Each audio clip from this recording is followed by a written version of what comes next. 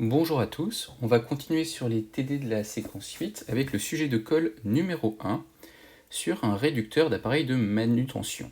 Alors un appareil de manutention au sens large, c'est un appareil qui va nous permettre de déplacer des charges et ce qui peut être intéressant c'est d'avoir deux vitesses. Alors typiquement si on prend un cas un peu extrême, à savoir par exemple une grue qui sert à déplacer des charges sur un chantier d'un point A à un point B, c'est intéressant d'avoir une vitesse qu'on appelle souvent une vitesse d'approche, qui est une vitesse qu'on va utiliser lorsque l'on ne risque pas de rentrer en collision avec quoi que ce soit. Typiquement, quand vous déplacez votre objet avec votre grue, que vous êtes à plus de 10 mètres de hauteur, qu'il n'y a rien en dessous, etc., vous pouvez vous déplacer relativement vite. Par contre, quand on va s'approcher de l'endroit où on veut poser précisément notre objet, là c'est intéressant d'avoir une vitesse plus lente. Parfois on parle de vitesse de travail. Donc là, le réducteur qu'on vous présente, c'est un réducteur qui permet donc de gérer ces deux vitesses. Une vitesse lente, qu'on va appeler vitesse de travail, et une vitesse plus rapide, qu'on appellera une vitesse d'approche. Bon, là on a un dessin technique du système. Ok, super.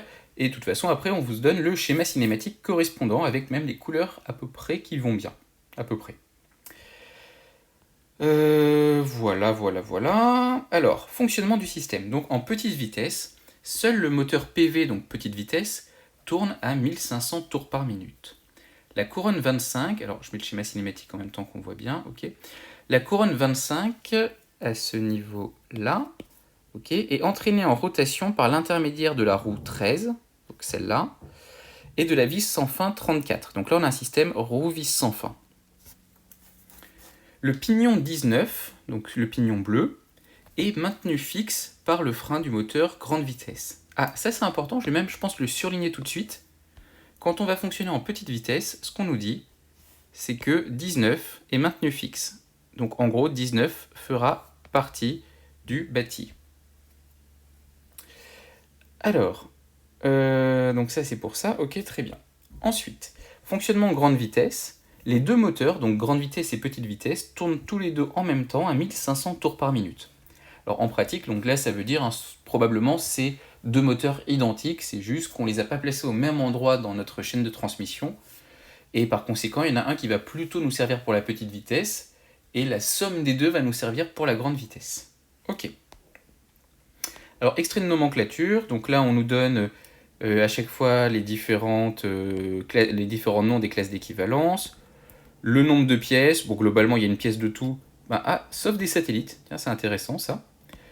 Encore une fois, d'un point de vue cinématique, on s'en fiche, mais je vous ai dit que souvent on en mettait 3, plus pour des questions d'équilibrage dynamique. Bon. En tout cas, ça peut être une façon de repérer potentiellement les trains épicycloïdaux. Et ensuite, à chaque fois, on nous précise le nombre de dents, le module, etc. etc. Alors, comme d'habitude, on va d'abord parcourir l'ensemble des questions pour voir ce qu'on nous demande. Donc, question 1, remplir le tableau donc pour chaque train épicycloïdal. Donc là, on nous dit qu'il y en a deux. Déterminer quelle pièce est le satellite, quelle pièce est le porte-satellite et quelles pièces sont les planétaires. Ok. Ensuite, questions 2 et 3, ça va être de trouver, d'exprimer la formule de Willis pour chacun de ces trains épicycloïdaux. Ok, jusque-là c'est assez classique. Question 4 donc, déterminer la loi entrée sortie du système roue-vis sans fin. Ok, parce que là on parle des trains épicycloïdaux, mais comme on l'a vu, on a aussi ce système roue-vis sans fin qui va se mettre en série en fait avant l'un des trains épicycloïdaux. Donc il va bien falloir à un moment trouver son rapport de réduction, c'est l'objectif de la question 4. Et enfin, maintenant qu'on a ces trois expressions, questions 5 et 6, ça va être de trouver la vitesse de sortie de notre arbre de sortie 1 en petite vitesse et en grande vitesse. Bon, ok, exercice assez classique, relativement guidé. Donc bon, voilà, c'est parti, pas grand chose de plus à dire dessus. On va rentrer tout de suite dans le vif du sujet. Alors on va commencer question 1 par remplir le tableau. Donc, zoomons un petit peu. Et donc là on nous a dit qu'il y avait deux trains épicycloïdaux. On va voir donc comment est-ce qu'on aurait pu s'en douter. Alors premièrement, effectivement, avec la nomenclature. Pignon satellite, 37 et 36. On nous a soufflé fortement que 37 et 36, c'était les satellites. Si on avait eu que le schéma cinématique, est-ce qu'on aurait pu s'en sortir? Alors absolument. Pourquoi? Déjà, la première phase, c'est de remarquer qu'il il y a deux roues dentées, donc effectivement 37 et 36, qui sont en liaison pivot, avec un axe de pivot qui n'est pas l'axe, on va dire, principal de mon réducteur. Donc ça, a priori, ça sent pas mal le satellite. Et il se trouve en plus que ces pièces, les pièces avec lesquelles donc, ces pignons sont en pivot, ne sont pas fixes par rapport au bâti. Alors là, ça sent vraiment le train épicycloïdal. Dernière chose à vérifier, c'est que 36 et 37 ne font pas partie de la même classe d'équivalence. Sinon, on aurait en fait un train d'engrenage de type 2, 3 ou 4, comme on l'a vu dans la vidéo dans la vidéo précédente, dans les vidéos précédentes, voilà. Donc là, si on se ramène à un type 2 ou à un type 3, vous voyez qu'effectivement, j'ai bien deux roues dentées. On serait tenté de dire, il y a deux satellites, mais attention, c'est la même classe d'équivalence. Donc là, en fait, c'est un seul train épicycloïdal. Là, en l'occurrence, dans le schéma cinématique qui est sur la page de gauche, on a bien deux classes d'équivalence différentes. Ok, donc tout ça pour dire que on a deux trains épicycloïdaux. Ok, donc à partir de là, on va commencer par le train de droite et essayer de le repérer. C'est donc plus ou moins, on va dire, cette partie-là. Alors là, il faut repérer le satellite. Le satellite, on en a parlé, c'est la pièce 37. Donc, pas de difficulté à ce niveau-là. C'est la pièce 37. Donc, la roue dentée qui est en liaison avec une pièce qui n'est pas le bâti et dont l'axe de rotation n'est pas sur l'axe principal du réducteur. Et associé à ce satellite, on a 37 dents, donc on a Z37 dents, pardon. Donc le satellite est en liaison avec le porte-satellite, en liaison pivot. Là, du coup, mon porte-satellite, c'est la pièce rouge, c'est-à-dire la pièce 17. Donc mon porte-satellite, ça va être 17. Ensuite, j'ai mes planétaires A et mes planétaires B, ou 1 et 2. Donc là, c'est les deux roues ou couronnes sur lesquelles vont engrainer mon satellite 37. Donc 19 et 25. Alors je peux choisir de mettre l'un en A et l'autre en B, ça n'a pas d'importance. Donc je vous propose de mettre 19 pour A et 25 pour B. Donc 19 c'est le pignon en bas et 25 c'est ma couronne autour. Ok, donc ça c'est pour le train 1. Maintenant pour le deuxième train, donc celui qui est à gauche, donc qui va globalement correspondre à ce que j'entoure là, on fait le même raisonnement. On commence par repérer le satellite, c'est le plus facile. Donc le satellite, c'est la roue dentée dont l'axe de rotation n'est pas sur l'axe principal, et en plus, si possible, qui n'est pas en liaison avec le bâti. Encore une fois, si la liaison pivot se fait directement avec le bâti, en fait, c'est un train simple qui ressemble juste un peu à un train épicycloïdal. Bon, donc du coup, là, clairement, le satellite, c'est la pièce 36. La pièce 36 est en pivot avec la pièce 1, ma sortie. Donc 1, c'est mon porte-satellite. Oh, en fait, j'ai oublié de marquer le nombre dedans. Z19, Z25, d'après la nomenclature, Z36. Ok.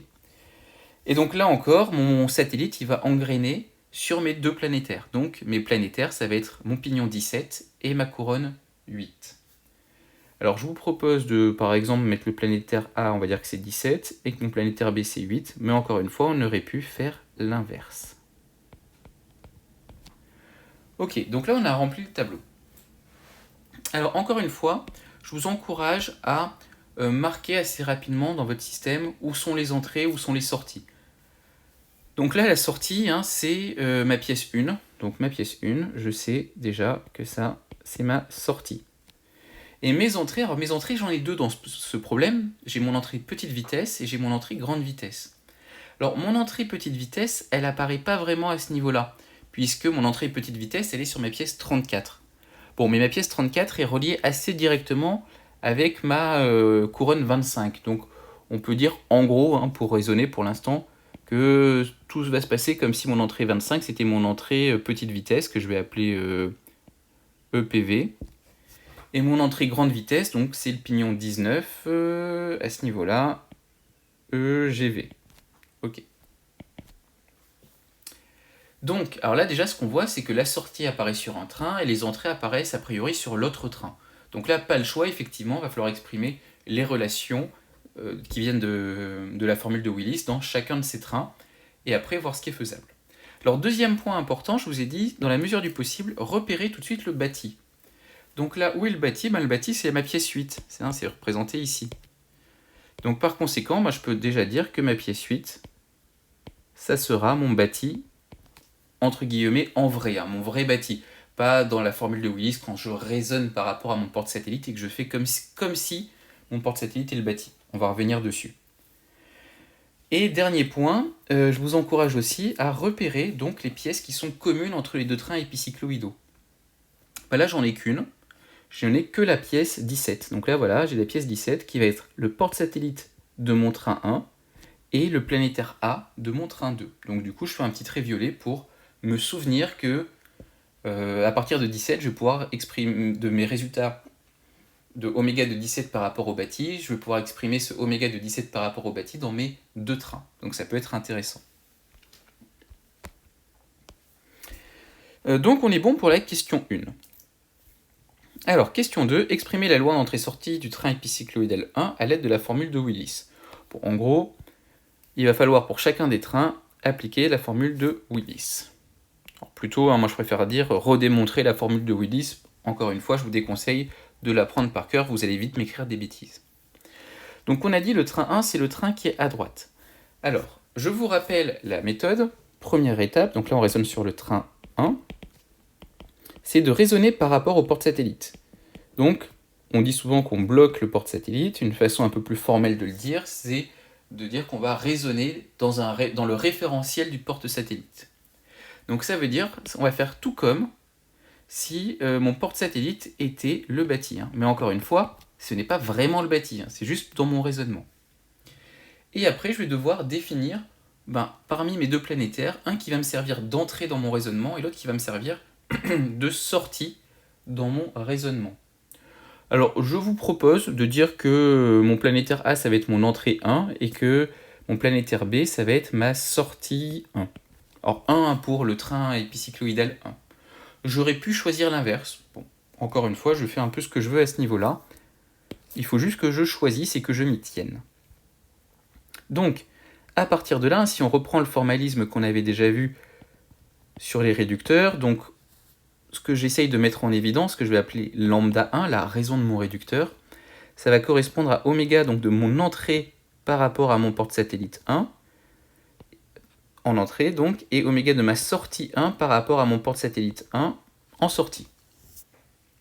Donc c'est-à-dire que je peux écrire que lambda 1, par définition, de ce qu'est un gain pur, c'est oméga de S1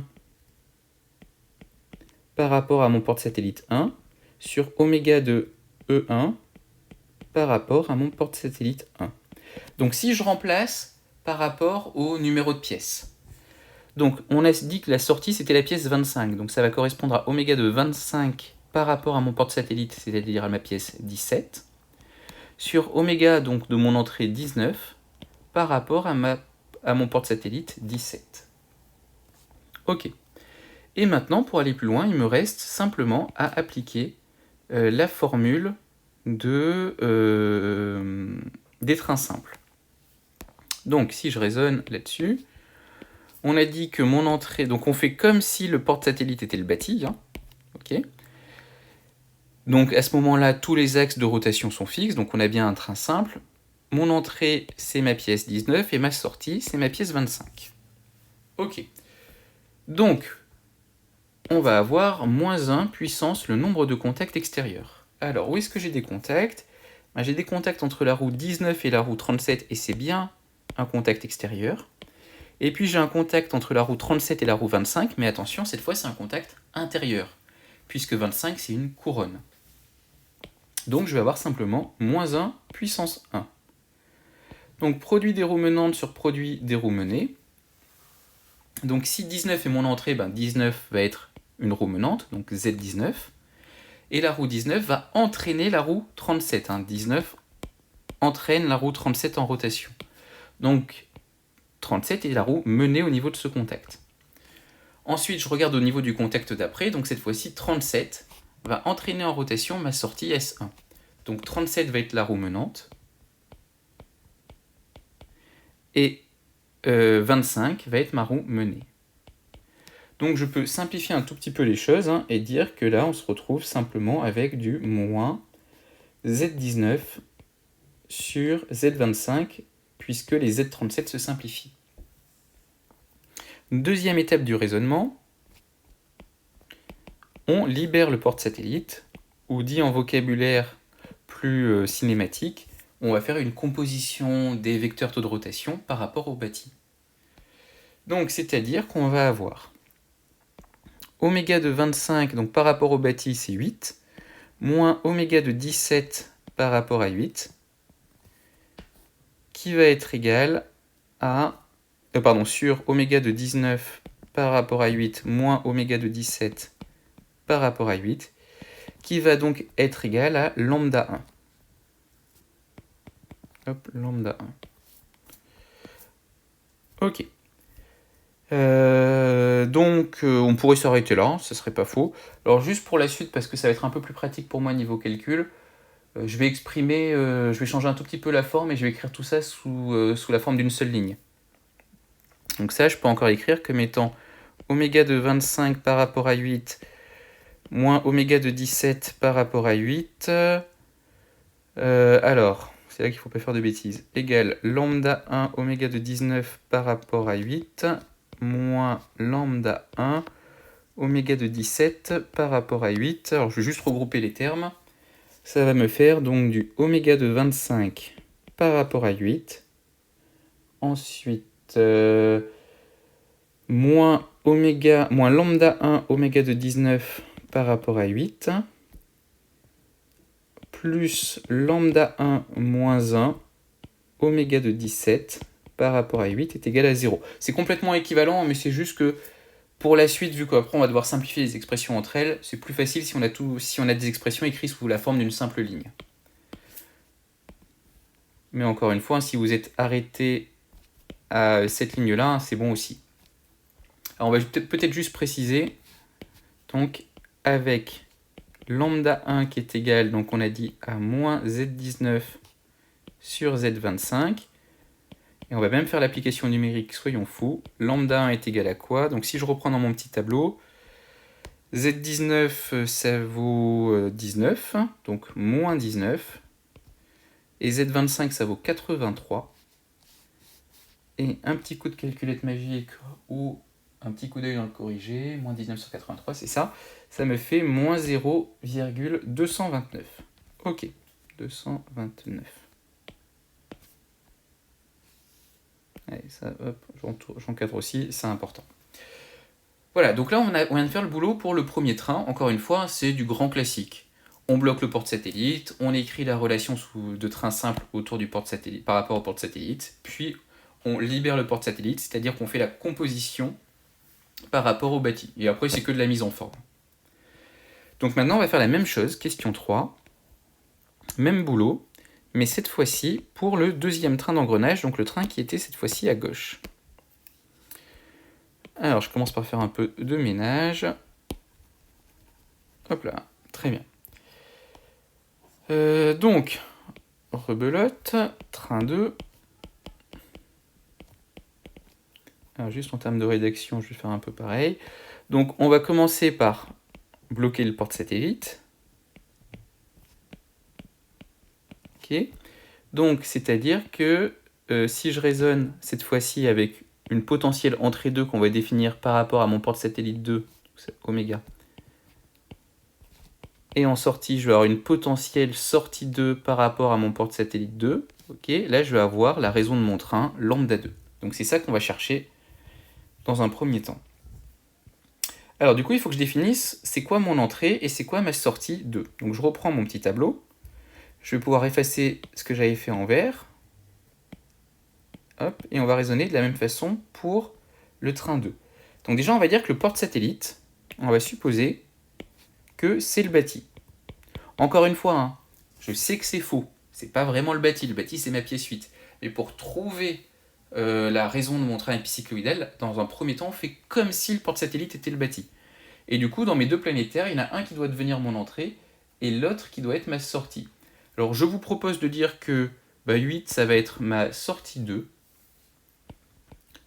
et que 17, ça va être mon entrée 2. Encore une fois, j'aurais pu choisir l'inverse. Donc c'est-à-dire, hein, si je le représente ici, tout se passe comme si ma pièce 1 était le bâti, que 8 en fait c'était ma sortie 2, c'est ça que j'ai dit, oui, et que 17 c'était mon entrée 2. Hein, donc là je raisonne juste sur ce... peut-être que j'aurais pu aller jusqu'à la pivot.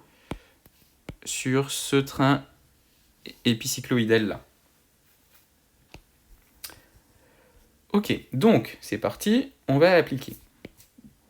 On a donc... Alors, encore une fois, je le rédige bien parce que c'est important que vous compreniez pourquoi j'écris tel rapport ou tel rapport de vitesse. Hein. Donc, ça doit être lambda 2, hein, par définition de ce qu'est un gain pur, c'est oméga de S2 par rapport à mon porte-satellite 2 sur oméga de E2 par rapport à mon porte-satellite 2. C'est-à-dire, alors, ma sortie 2, c'est 8. Donc, oméga de 8. Mon porte-satellite, c'est 1 par rapport à 1. Sur oméga de mon entrée 2, c'est 17. Par rapport à mon porte-satellite, c'est toujours 1. Voilà, donc là, c'est pour vous expliquer pourquoi j'ai écrit ce rapport-là. Donc, ok, on est bon là-dessus.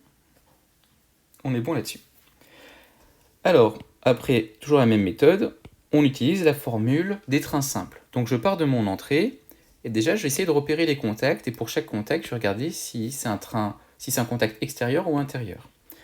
Donc 17 c'est mon entrée, ok, et je vois que ma roue 17 est en contact avec ma roue 36, et ça c'est un contact extérieur. Par contre, après, ma roue 36, elle va entraîner ma couronne 8, et du coup là je vais avoir un contact intérieur. Donc au final, je n'ai qu'un contact extérieur, donc je vais avoir du moins 1 puissance 1. Ensuite, produit des roues menantes sur produit des roues menées. Donc je pars de mon entrée, et là donc j'ai ma roue 17 qui va entraîner en rotation ma roue 36. Donc 17 est menante, donc je vais avoir du Z17 qui va entraîner en rotation Z36, donc 36, Z36 est menée. Puis au niveau de mon deuxième contact, cette fois-ci c'est ma roue 36 qui va entraîner en rotation ma sortie, donc 36 est menante, et 8 est menée. Donc là encore, hein, on peut un tout petit peu simplifier les choses et dire qu'on va se retrouver simplement avec du moins, donc les Z36 se simplifient, Z17 sur Z8. Ok, ça va correspondre à... c'est ça.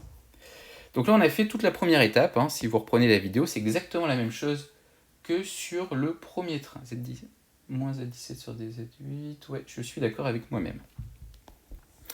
Deuxième étape, donc on libère le porte-satellite, ou encore une fois, dit de façon un tout petit peu plus formelle, on fait une composition des vecteurs taux de rotation par rapport au bâti.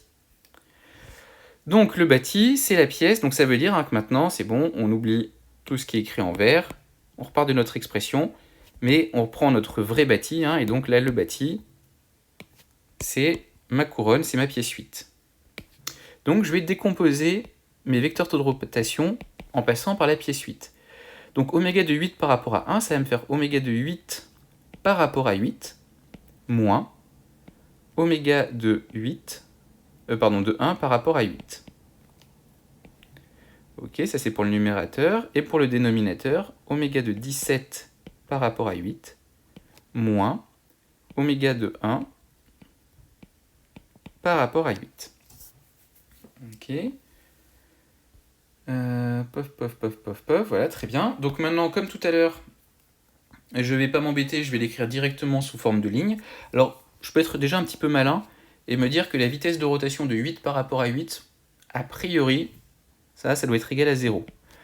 Au passage, hein, si vous avez un doute, on pouvait s'en douter, hein, puisque 8 c'est le bâti, on l'avait écrit à ce niveau-là. Donc effectivement, la vitesse de rotation du planétaire B par rapport, dans mon train 2, hein, du planétaire B dans mon train 2 par rapport au bâti, nécessairement ça va être 0, puisque c'est le bâti. Donc si j'écris tout ça en ligne, qu'est-ce que ça va me donner? Alors, c'est reparti. Je vais avoir du moins oméga de 1 par rapport à 8,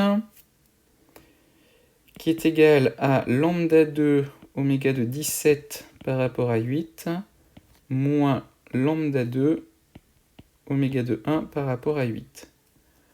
Ok.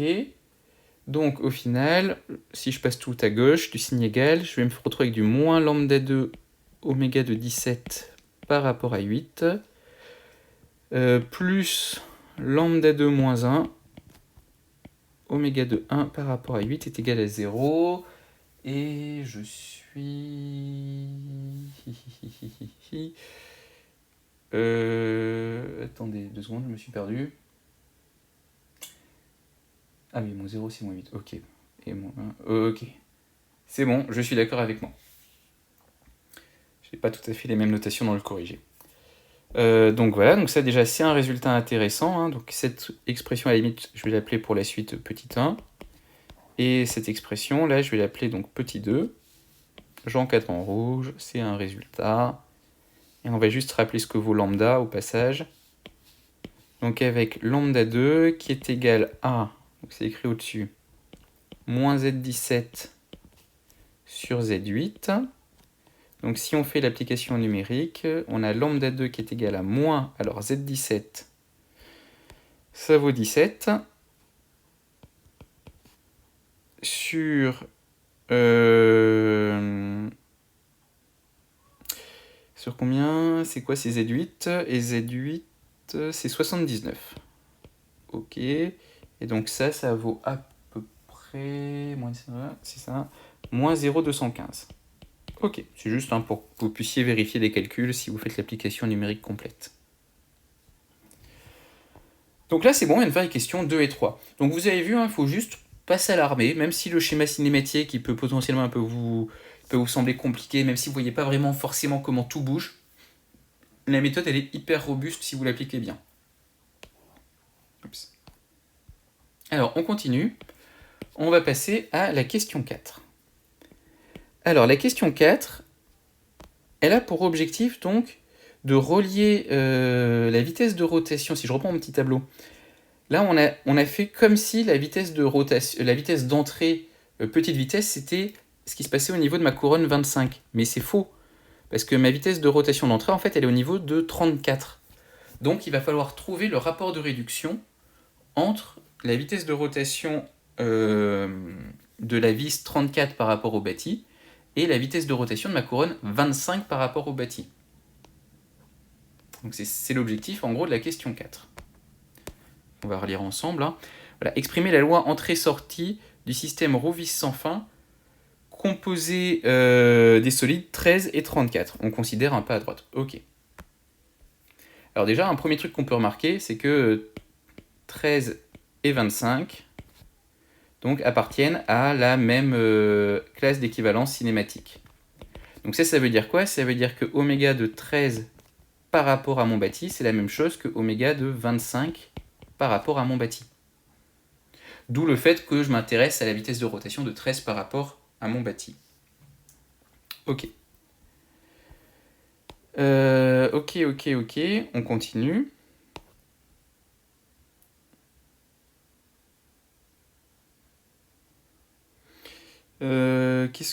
Pourquoi je vous disais ça? Qu'est-ce que je voulais voir? Excusez-moi, je me suis un tout petit peu perdu dans mes pensées. Blablabla. Ok.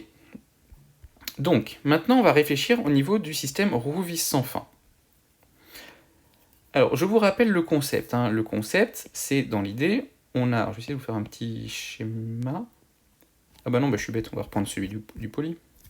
On est dans le poly. Ça sera plus propre. Ok, très bien. Voilà.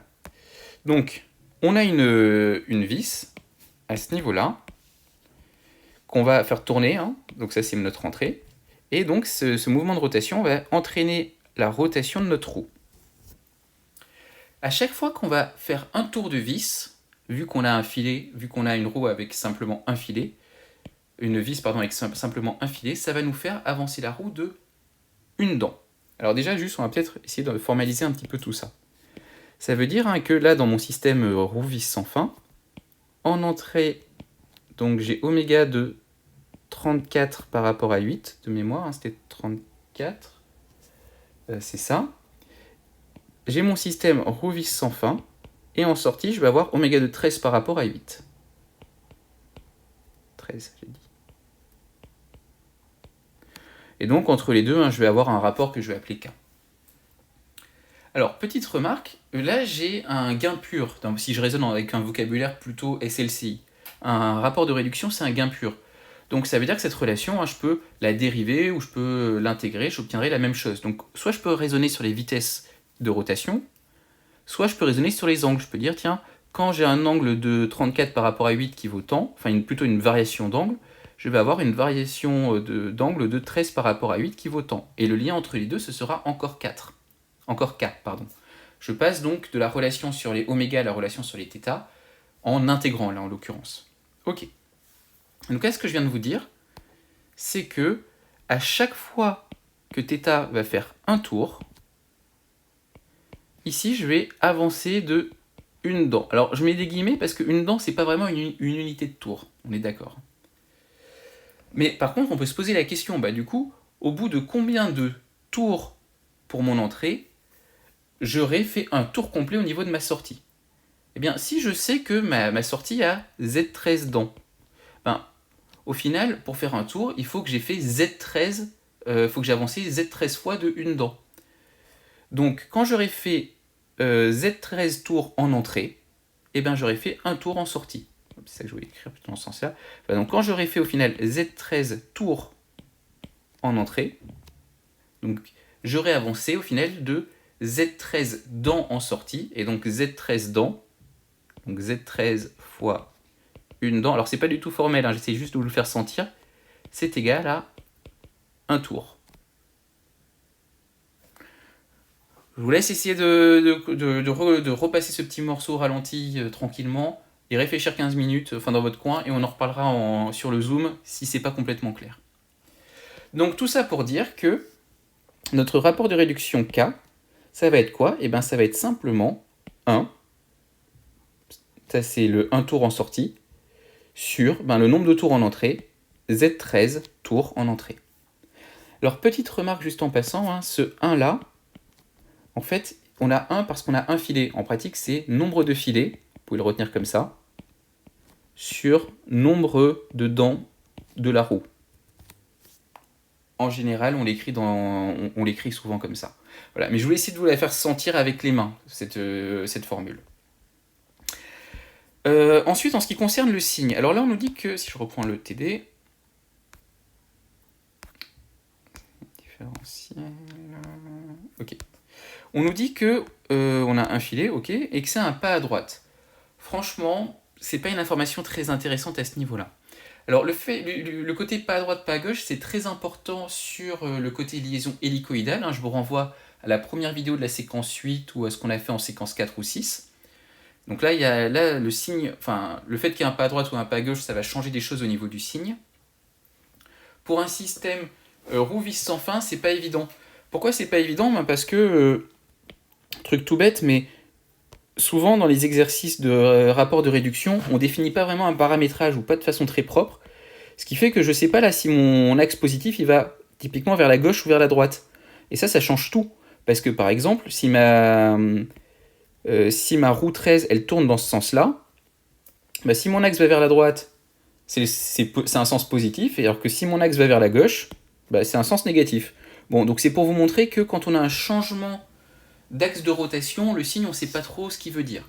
Donc en général, on va raisonner en valeur absolue, et on réfléchira à la toute fin, a priori, est-ce qu'il fallait plutôt mettre un plus ou plutôt mettre un moins? En sachant que là, le sujet n'est pas hyper clair, parce que pareil, on me dit que le moteur tourne à 1500 tours minute, mais il tourne dans quel sens? Il tourne comme ça, ou il tourne comme ça? J'en sais rien. Bon. Donc, à la toute fin, on réfléchira à est-ce que finalement, mettre un plus ou mettre un moins, est-ce que ça a changé quelque chose, etc. Bon, en tout cas, tout ça pour dire que Q4, on y a répondu, on a trouvé le rapport de réduction. Et donc, ça veut dire que maintenant, on peut vraiment relier notre entrée petite vitesse à la vitesse de rotation de la couronne 25 par rapport au bâti. Donc, en l'occurrence, à la limite, je peux même reprendre mon expression 1.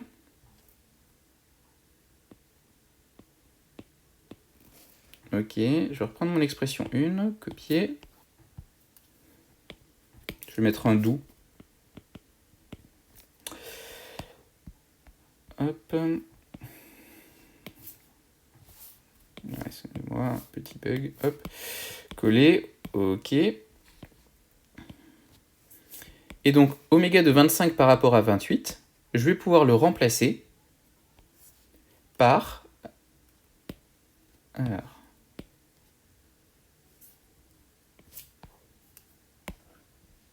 un tout petit peu de place, on va peut-être faire une petite étape dans le doux. Donc d'après mon expression, j'ai oméga de 13 par rapport à 8, qui, je vous le rappelle, est égal à oméga de 25, je remets le schéma cinématique, par rapport à 8, c'est la même classe d'équivalence, c'est égal à k fois oméga de 34 par rapport à 8. D'après mon petit schéma bloc que je vous ai représenté. C'est comme ça que j'ai défini k. Donc par conséquent, le oméga de 25 par rapport à 8 qui était ici, je peux le remplacer par k oméga de 34 par rapport à 8. Et donc là, voilà, ça y est, maintenant j'ai vraiment fait apparaître mon entrée petite vitesse de rotation et mon entrée grande vitesse de rotation. Donc on va dire que c'est cette expression que je vais appeler 1 pour la suite. Ok, donc ça... Donc on est bon pour la question 4. Maintenant les questions 5 et 6, ça va être simplement de l'application. Donc là maintenant, ça va être déduire la vitesse de rotation de l'arbre de sortie en mode petite vitesse. Alors, question 5. Donc on se place en mode petite vitesse. Alors je vous rappelle, en fonctionnement en petite vitesse, on l'avait surligné. Donc en petite vitesse, on sait que oméga de 19 par rapport à 8 est égal à 0. C'est ce qui est surligné ici. 19 est maintenu fixe. Donc de ça, on peut déjà en déduire que mon expression 1, elle va un tout petit peu changer. Je vais avoir, donc si l'oméga de 19 par rapport à 8 est nul, ça va me donner du k oméga 34 par rapport à 8, plus lambda 1 moins 1 oméga 17 par rapport à 8 est égal à 0. Voilà, donc cette expression, je vais l'appeler 1'. C'est pas tout à fait l'expression 1. C'est 1 en petite vitesse. Ok, et mon expression 2, je vais la recopier, et on va repartir de là. Hop, voilà. Et on avait ça pour l'expression 2. Et donc, nous, ce qu'on cherche maintenant, c'est oméga de 1 par rapport à 8. Bon, c'est pas très compliqué.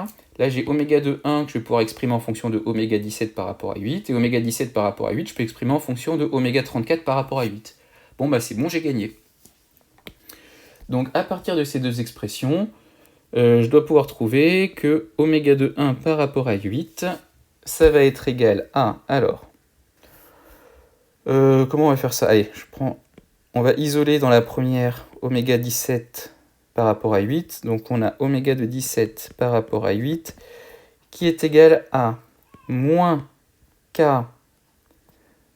oméga 34 par rapport à 8 divisé par lambda 1 moins 1. Ok.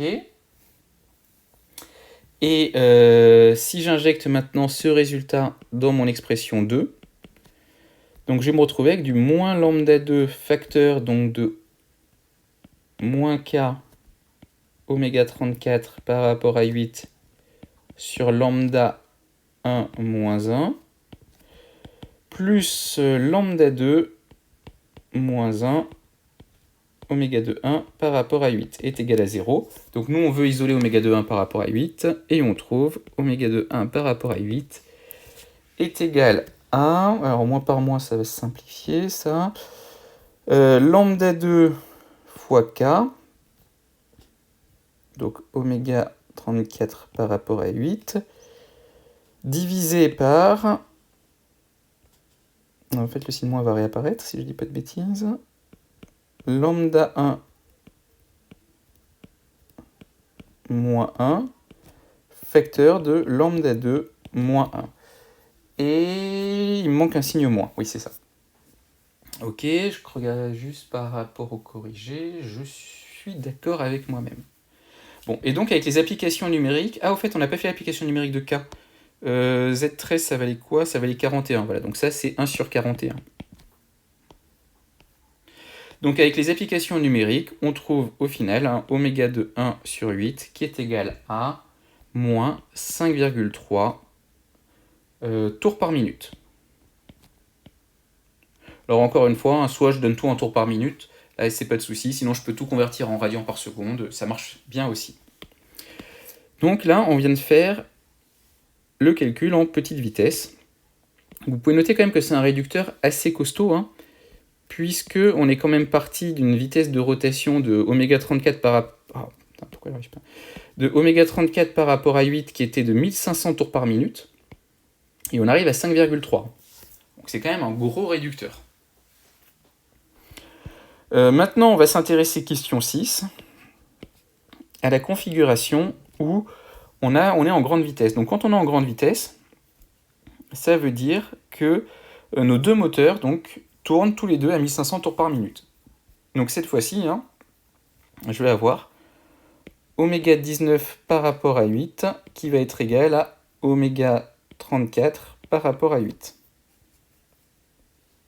Nos deux moteurs tournent à la même vitesse. Alors encore, égal, toujours pareil, hein, en valeur absolue, puisque en fait, je ne sais pas trop comment sont définis les signes de ces deux vitesses de rotation. Bon, petite remarque en passant. Du coup, là, je vais repartir de mes équations 1 et 2. En fait, en gros, je vais partir du... Ah, j'aurais dû le faire dans l'autre sens, ça aurait été peut-être plus malin.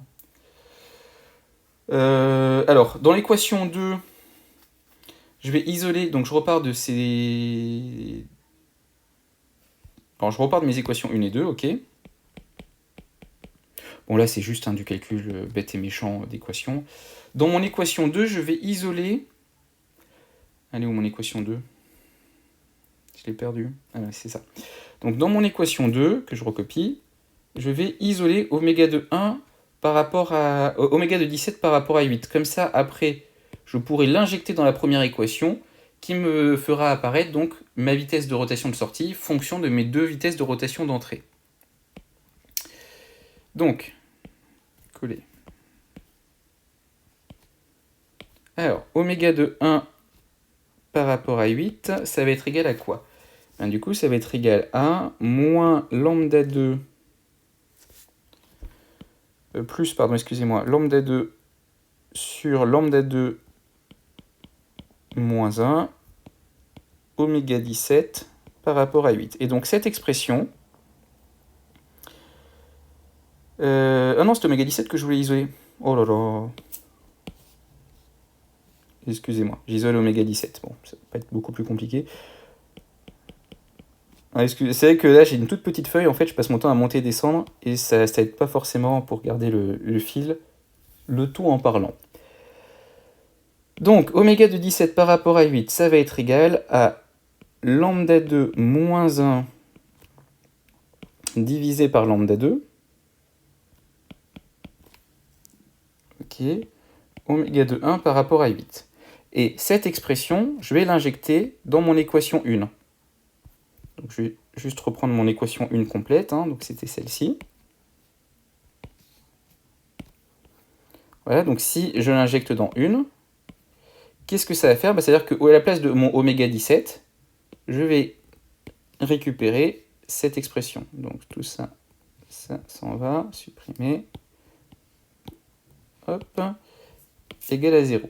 Voilà, donc j'ai juste remplacé dans mon expression 1, oméga 17 par son expression. Et donc maintenant, il ne me reste plus qu'à isoler oméga de 1 par rapport à 8. Alors, oméga de 1 par rapport à 8, c'est égal à... Donc, K... Alors... plus lambda 1 oméga de 19 par rapport à 8, moins K oméga 34 par rapport à 8. Ok.